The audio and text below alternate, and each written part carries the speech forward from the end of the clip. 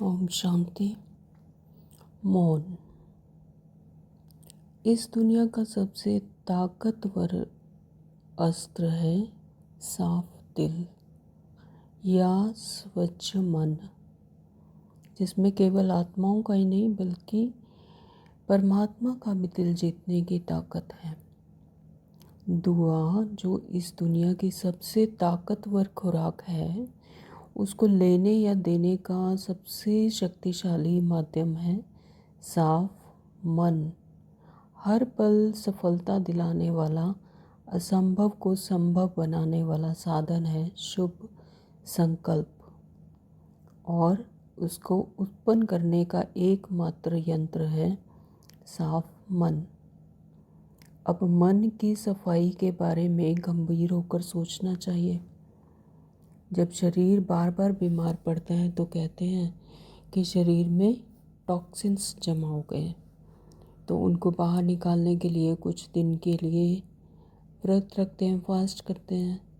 तो ये भी कहा जाता है कि मन की सफाई के लिए भी उपवास जरूरी है, परंतु यह उपवास, यह व्रत है आवाज़ का, जिसको मौन कहा जाता है। अब मौन रखने से क्या होगा? मन की सफाई के लिए मुख का मौन रखना जरूरी है। मन है फैक्ट्री और मुख है दुकान।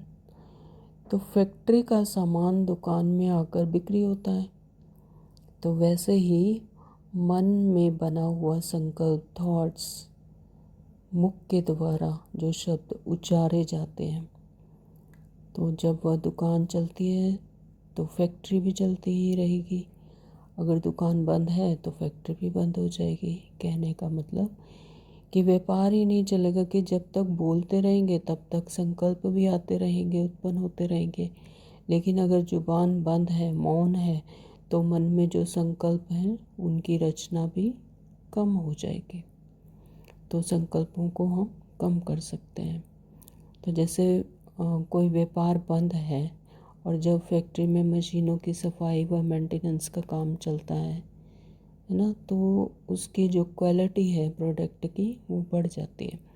तो वैसे ही जब हम मौन में रहते हैं तो मन को एक अवसर मिल जाता है संकल्पों की क्वालिटी को परखने का, सुधारने का।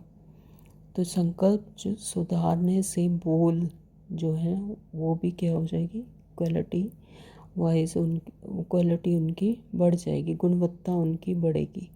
यानी वो क्या होंगे, बोल कैसे होंगे फिर? मधुर, गंभीर और समर्थ बोल।